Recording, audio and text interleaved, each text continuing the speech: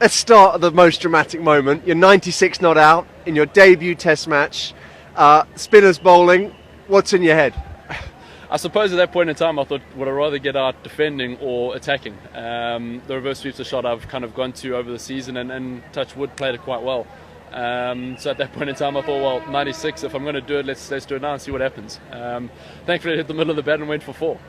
Let's go back a step to the very beginning. It was a wonderful moment for you, that 100. You were dropped on naught, there were some anxious moments, there was a close review earlier on, but you looked pretty assured all the way through. How did you feel at the start of your innings before the story we now see before us? I suppose at the start I try to go about it the same way as I would any other knock. I try to go to bed at the same time and kind of do the same things that I would for anything else. Graham Swan and Mark Wood came to our Loughborough camp pre-season or pre-Dubai trip, and they kind of stressed the fact that it's the same as first-class cricket. There's nothing you won't face here that you'll haven't faced in first-class cricket. So I suppose I took a little bit of heart in that and try to go about it the same way, try to have the same sort of emotions besides whatever it was, 10,000 people screaming and shouting for the whole day. But yeah, no, just really special, and I suppose a little bit lucky that things went my way with the LB decision and the drop catch. But I suppose that's the way it goes some days. It's been a remarkably quick sitting here. You're standing here now with a Test match 100 to your name. A couple of weeks ago, you were preparing to go and lead the Lions in Dubai. Was that at the back of your mind, the chance that you might play for England this quickly, or was it something you were not worrying about? No, not at all. I suppose if somebody had said to me at the end of September you'd score as many runs as you had and kind of come away with a Lions chance and then the opportunity to lead the Lions, I would have kind of snapped the hand off. If somebody had said there would be a Test 100 waiting a couple of weeks later, I would have jumped all over it. So it's been a surreal, I suppose, 7-8 months, and to top it off the way it has with a Test cap and a Test 100 on top, it's kind of the best Christmas present I could get, really. You walked out to bat with someone who's opened the batting so often for England, the most experienced partner you could have imagined now is to Cook. Was there anyone in particular you talked to before the game, anyone personally, family or a professional colleague, just to get some advice about this particular game? There's probably a few people. Chatted to my dad, my uncle. In terms of the players, chatted a little bit to Cookie, to Rooty. They had some good advice on their bowlers.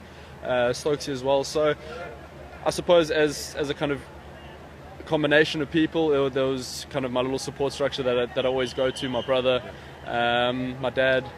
So I mean, besides them, I didn't try and branch out to anyone that I hadn't dealt with before, and just try to keep it very simple and the same kind of process that I've gone through for the past 6 or 7 months. You're now in the enviable position of batted once and 100.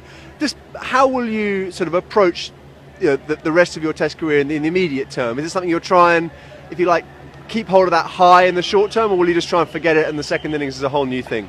I think generally I'm quite a mellow bloke. I don't try and make my highs too high or my lows too low, because I think you can get levelled quite quickly with cricket. I think I'd like to say I'd approach every innings in the same way, or hopefully I can approach it in the same way as I did today.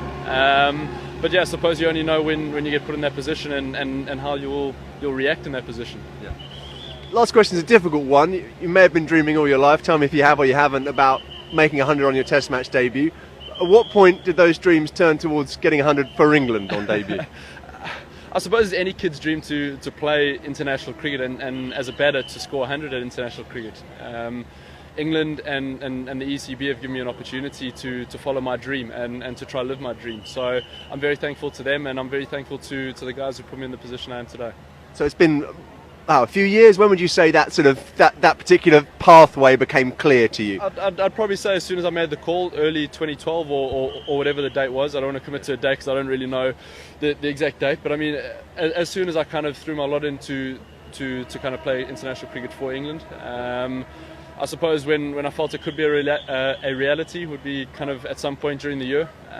But then again, you don't really want to kind of focus your energies and your mind, I suppose, elsewhere, because at the end of the day, if you're playing county cricket, you need to try and score runs at county cricket, and if you're playing club cricket, you want to score runs at club cricket. So I suppose it's a hard question to answer, but I mean, as soon as I came over, it was kind of I wanted to play. Just a word on the game situation, 288 for 5, really absorbing day's cricket actually. What will England's mentality be tomorrow morning? What's their sort of tactical approach? I suppose the two words we've chatted about the last couple of days have been positive intent. So hopefully we can come out tomorrow and kind of not put them under the pump, but play a good positive brand of cricket. I laugh because Mark Stoneman hates that term, but hopefully we can come out and throw a few punches in Stokesian and Joss and kind of push the game forward. Okay. Many congratulations today on a great achievement. Congrats. Thank you. Cheers, Edward.